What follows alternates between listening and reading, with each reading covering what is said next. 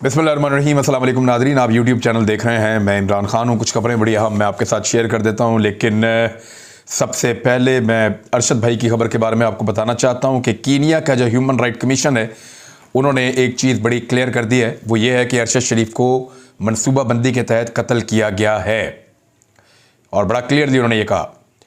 उन्होंने कहा कि अरशद शरीफ के कत्ल को मनसूबाबंदी के तहत किया गया, और ये एक ऐसा वाक़या है जहाँ मनसूबे के तहत इंसानी जान को लिया गया है।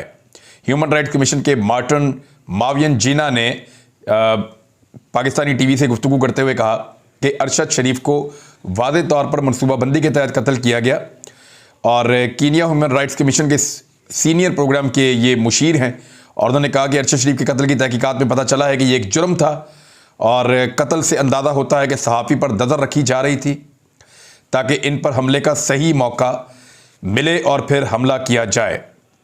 उन्होंने कहा यह सवाल है कि सिक्योरिटी एजेंसियों को कैसे मालूम हुआ कि अरशद शरीफ इसी वक्त एक मखसूस इलाके में मौजूद थे।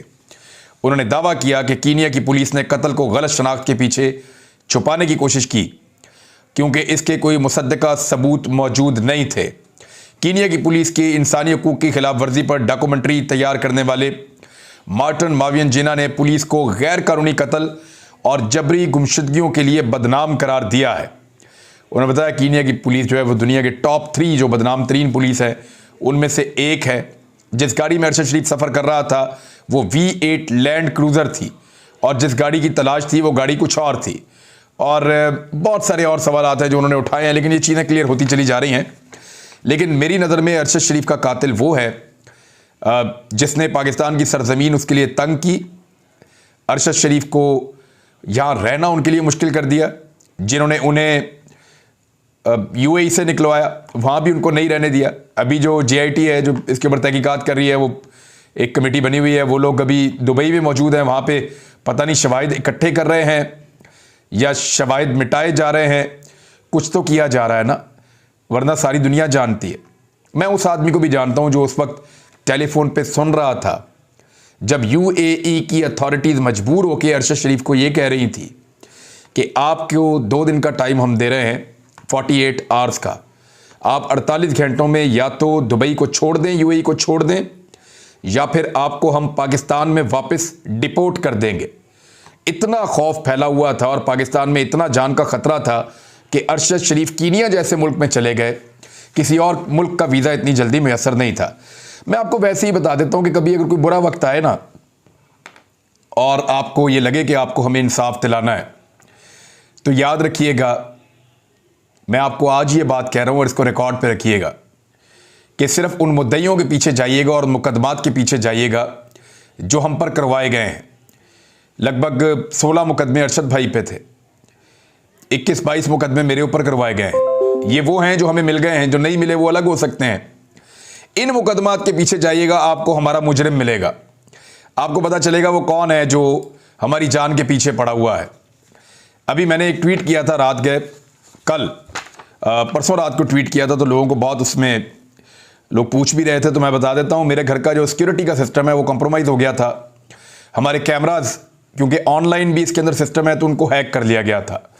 और जब हमने एक्सपर्ट को बुलाया तो हमारा जो बाहर सायरन लगा हुआ सिस्टम है, जो बिजली वाली तारें लगी हुई हैं उनमें, जो करंट वाली तारें हैं उनमें भी वो ऑनलाइन उसका एक सिस्टम है, उसकी कमांड है जो मोबाइल से कंट्रोल की जाती है, और साथ में जो हमारे कैमराज हैं उनकी भी है।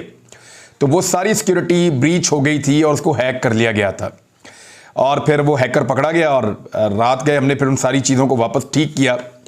लेकिन ये चीज़ें होती रहती हैं, ये छोटी मोटी चीज़ें, और ये चलती रहेंगी। मुझे पता है जिन लोगों के साथ जिनको प्रॉब्लम हो रहा है वो ऐसी चीज़ों के माहिर हैं और हमेशा ये चीज़ें करते रहे हैं। लेकिन हमारे खिलाफ करके क्या करेंगे, हमको मुल्क के दुश्मन थोड़ी है। हमारा तो एक इख्तलाफ राय है, 100 चीज़ों पे इत्तफाक है, सिर्फ एक चीज़ पे इख्तलाफ है जिसको रिजीम चेंज ऑपरेशन कहते हैं। अच्छा, एक अजीबोगरीब चीज़ मैं आपको बताता हूँ कि मौजूदा जो इम्पोर्टेड हुकूमत है वो चाह रही है कि ये लड़ाई पाकिस्तान की अफवाज की और पाकिस्तान तहरीक इंसाफ की हो जाए किसी तरह। यानी पाकिस्तान तहरीक इंसाफ के जो एतराज़ात हैं वो चंद लोगों से हैं, एस्टेब्लिशमेंट के चंद ताकतवर लोगों से इख्तलाफात हैं पाकिस्तान तहरीक इंसाफ की क़यादत के। और पाकिस्तान तहरीक इंसाफ की क़यादत के इख्तलाफात ये हैं कि आप एहतसाब नहीं होने देते थे पाकिस्तान में, आप जो है वो उस्मान बुज़दार को हटाकर अलीम खान को वज़ीर आला क्यों लगवाना चाहते थे पंजाब में, और आप खारजी मामलात में एक छोटा मोटा इख्तलाफ था, उसकी बुनियाद पर रजीम चेंज ऑपरेशन आपने क्यों होने दिया पाकिस्तान में। ये इख्तलाफात हैं और ये चंद लोगों से इख्तलाफात हैं, यानी एक पॉलिटिकल पार्टी के चंद लोगों से इख्तलाफात है, एस्टेब्लिशमेंट के जो करता धरता है। इसमें पाक फौज को कहां से घुसेड़ देते हैं ये, यानी कोशिश करते हैं कि एस्टेब्लिशमेंट के 2-4 लोग जो हैं उनको पाक फौज करार दे दिया जाए पूरा का पूरा। ये कैसे हो सकता है भाई? इदारे तो बहुत बड़े होते हैं, लोग तो आते हैं चले जाते हैं, आते हैं चले जाते हैं, इदारे तो वहीं रहते हैं। यानी मैं, ये तीसरा चौथा चैनल है, चौथा या पांचवां, जहां पे मैं काम कर रहा हूं, तो मेरे आने से और जाने से चैनल्स बंद तो नहीं हो गए, वो तो छोटे छोटे प्राइवेट चैनल्स हैं। तो इदारे तो बहुत बड़े होते हैं, लोगों के आने से लोगों के जाने से कोई फर्क नहीं पड़ता। तो एस्टेब्लिशमेंट के साथ जो पाकिस्तान तहरीक इंसाफ की एक शिकवे शिकायत वाली एक पॉलिसी चल रही है गुज़िश्ता 7 महीनों से, और तहरीक इंसाफ ही नहीं, अब पाकिस्तान पूरा का पूरा ये कह रहा है कि क्या तजर्बा किया एस्टेब्लिशमेंट ने पाकिस्तान में, बेड़ा गर्क इकॉनमी का करके रख दिया है। 75% से ज़्यादा पाकिस्तान के डिफ़ॉल्ट होने के चांसेस हैं। इसाक डार साहब कहाँ हैं, किसी को याद है? नए नए आए थे, बहुत छलांगे मार रहे थे, मैं जी डॉलर कर दूंगा जी 100 रुपए का, मैं पेट्रोल कर दूंगा 70 रुपए का लीटर, मैं महंगाई पाकिस्तान में आधी से भी कम कर दूंगा, मैं ये कर दूंगा वो कर दूंगा, जादू का चिराग रगड़ूंगा। सारा इकॉनमी का बेड़ा गर्क कर दिया, अब नजर भी नहीं आ रहे, मीडिया पे भी नजर नहीं आ रहे, मुल्क में भी नजर नहीं आ रहे। पाकिस्तान का वजीर खजाना पाकिस्तान में मौजूद ही नहीं है बहुत सारे लोगों के मुताबिक। कुछ लोग कह रहे हैं दुबई में मौजूद है अपनी प्रॉपर्टीज पे, क्योंकि बाद में भागना मुश्किल हो जाता है, लिहाजा उत्थों ही जाके कम करो अपना। ये तो हालत हो गई है पाकिस्तान के अंदर। इस तरह की हुकूमत जब आप बनाएंगे तो लोग तो आपसे गिले और शिकवे करेंगे। अब ये गिले और शिकवे एस्टेब्लिशमेंट के चंद बंदों से हैं, ये किसी इदारे से या लोगों से या पाकिस्तान की अफवाज से तो बिल्कुल ही नहीं है। लोगों के, एक फौजी का क्या काम है जी? वो सरहदों के ऊपर ड्यूटी कर रहे हैं, वो बेचारे अपना काम कर रहे हैं, वो मुल्क के लिए कुर्बानियां दे रहे हैं, हमारे जनरल शहीद हो रहे हैं, हमारे नौजवान सिपाही, मेजर, कैप्टन ये शहीद हो रहे हैं। तो उनसे लोगों का तो एक बड़ा रोमांस है, लोगों का उनसे बड़ा प्यार है। लेकिन ये हुकूमत जानबूझकर ये चाहती है कि पूरी की पूरी फौज को एक पॉलिटिकल पार्टी के और मखसूस नज़रियात की जो अवाम है उनके सामने लाकर खड़ा कर दिया जाए। इससे होगा क्या? जब इन दोनों का तसादुम होगा तो इदारे का भी बहुत डैमेज होगा और उस पॉलिटिकल पार्टी का भी होगा। पॉलिटिकल पार्टीज का डैमेज तो होता रहता है, आनी जानी चीज़ है, लेकिन इदारे का डैमेज नहीं होना चाहिए। लेकिन शायद लोग इस बात को समझ नहीं रहे। अब पाक फौज के साथ इजहार यकजहती की करारदाद कौमी असम्बली में मुत्तफ़िक़ा तौर पर मंजूर कर दी गई है। यानी फौज के अंदर यह एहसास पैदा करने की कोशिश की जा रही है कि एक तबका आपके खिलाफ हो गया, या एक पॉलिटिकल पार्टी या अवाम की अक्सरियत या एक बहुत बड़ी तादाद आपके खिलाफ हो गई है, और उस लीडर को टारगेट किया जा रहा है इस मामले में जो इस वक्त अवाम का सबसे ज़्यादा मकबूल लीडर है। यह बड़ी ज़्यादती है इदारे के साथ भी जो कौमी असम्बली की यह करारदाद कर रही है। यानी कौमी असम्बली के अंदर यह करारदाद पेश करके ये चाहते हैं कि फौज को यह पैगाम दें कि अवाम आपसे नफरत करती है। फौज को यह पैगाम क्यों दिया जा रहा है कि अवाम उनसे नफरत करती है? फौज को यह पैगाम नहीं दिया जाना चाहिए कि अवाम उनसे नफरत करती है। फौज एक बड़ा अच्छा इदारा है और उसको यह पैगाम जानबूझकर मौजूदा हुकूमत दे रही है। वो चाहती है कि अवाम और फौज आमने सामने आ जाएं और उनके लिए ऐसा माहौल बन जाए कि उनको अगले इलेक्शन में ना जाना पड़े। अब करारदादें पास की जा रही हैं गैर ज़रूरी तौर पे मेरे ख्याल में, क्योंकि फ़ौज के खिलाफ इस मुल्क में ऐसा तो कुछ हो नहीं रहा जिसकी वजह से उनके हक में या उनके खिलाफ करारदाद पेश की जाए। ऐसा तो कुछ भी नहीं हो रहा कि उनके खिलाफ कोई चीज़ें हो रही हों तो आप उनके हक में करारदादें पेश करें। ये तो चंद लोगों के साथ गिला शिकवा है, फ़ौज के साथ तो बिल्कुल नहीं है। पाकिस्तान की मुसल्लह फ़ौज की जुग्राफियाई सरहदों की महाफ़िज़ है। पाक फ़ौज के खिलाफ एक सियासी धड़ा प्रोपेगेंडा कर रहा है। पूरी कौम अपनी फ़ौज के साथ सीसा पलाई दीवार से ज़्यादा मजबूत अंदाज में खड़ी है। बल्कि इसके अलावा और भी बड़े ड्रामे कर रहे हैं। ये इस्लामाबाद के अंदर बच्चों की एक रैली निकालने लगे हैं जहाँ पे पाक फ़ौज के हक में नारे लगवाए जाएंगे। इस तरह की चीज़ों की कभी पाक फ़ौज को ज़रूरत है? शर्म आनी चाहिए इन लोगों को ये हरकतें करते हुए। कभी पटवारियों को और तहसीलदारों को पैगाम भिजवा देते हैं कि पाक फ़ौज के हक के अंदर जो है वो आप प्रोग्राम करें। कभी ये अपने वर्कर्स को कहते हैं कि तुम निकलो, निकल के पाक फ़ौज के हक के अंदर नारे लगाओ। वो 20, 30, 50 निकल के बेचारे नारे लगा रहे होते हैं। कभी ये जानबूझकर माहौल पैदा कर रहे हैं कि दूसरी तरफ का जो तबका है वो इस लड़ाई को ये समझे कि ये पाक फ़ौज और अवाम में लड़ाई है। हालांकि ये ऐसी चीज नहीं है, मैं फिर समझा रहा हूं, ये पाक फौज में और अवाम में डिवीजन पैदा करने की एक बड़ी गंदी और घटिया कोशिश है इस इंपोर्टेड हुकूमत की। लेकिन पब्लिक इसको इंशाल्लाह कामयाब नहीं होने देगी। और बतौर इदारा भी चाहिए कि जनाब इनको, इन चीज़ों को आप अवॉइड करें। लोगों से हमारी कोई लड़ाई नहीं है, पाकिस्तान के लोग हमारे अपने लोग हैं, हम उनके बीच में से उठकर आते हैं और आकर इस इदारे में खिदमत करते हैं। लिहाजा इस किस्म का प्रोपेगेंडा करने से गुरेज किया जाए, इसको मना किया जाना चाहिए। इससे उल्टा हमारे इदारे का खुदा न खास्ता नुकसान होगा कि बच्चों से कभी निकलवा लिया जलसा, कभी कॉलेजेस में कह दिया, कभी पटवारियों को कह दिया, कभी तहसीलदारों को कह दिया। ये करके ये हुकूमत जो है वो पाक फौज को अंडरमाइन करने की कोशिश कर रही है। इन चीज़ों की मोहताज पाकिस्तान की फौज नहीं है, ये मैं आपको क्लियरली बता दूं।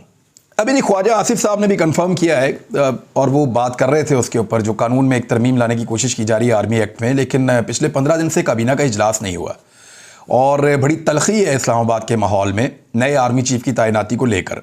इमरान खान साहब ने, आपको याद होगा, एक आइडिया दिया था। उन्होंने कहा था कि जनरल कमर जावेद बाजवा साहब को एक महदूद मुद्दत के लिए तौसीह दे दी जाए, यही आर्मी चीफ इंतखाबात करवा दे और जब नई हुकूमत आए तो वो आर्मी चीफ का तकर्रर करे, जो हुकूमत बिल्कुल अवामी वोटों के साथ बनी हुई हो, जो लेजिटिमेट हुकूमत हो, जो शब खून मार के ना आई हो, 2 नंबरी करके ना आई हो। लेकिन इस बात के ऊपर जो है वो अभी ज़ोर तो पैदा हो रहा है।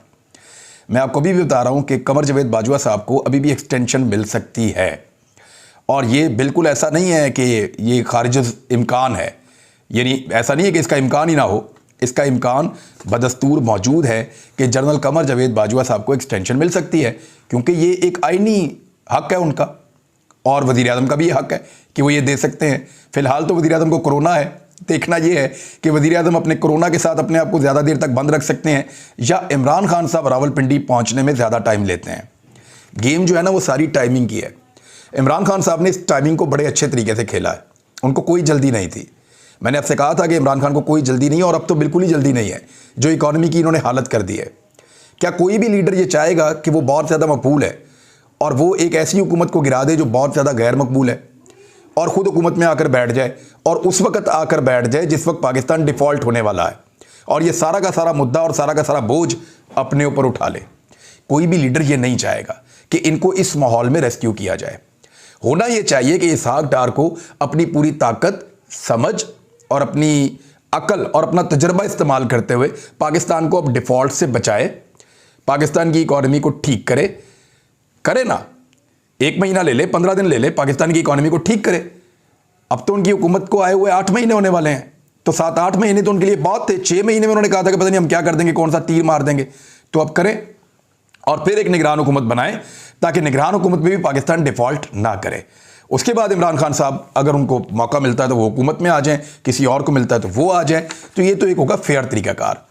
लेकिन अगर आप अगली हुकूमत के लिए इतनी सारी माइंड्स बिछा कर जा रहे हैं तो कौन होगा जिसको जल्दी होगी हुकूमत में आने की?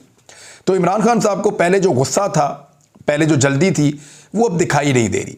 दूसरा, इमरान खान साहब ने यह भी देख लिया है कि यहां पे तो लोग जान से मारने से भी गुरेज नहीं कर रहे, यानी किसी किस्म का भी रिस्क लेने के लिए तैयार हैं, गोलियां तक चलाने के लिए तैयार हैं और उसके लिए मनसूबाबंदी भी की गई और किस तरीके से गोलियां चलाई गई, ये सारी चीज़ें आपके सामने हैं।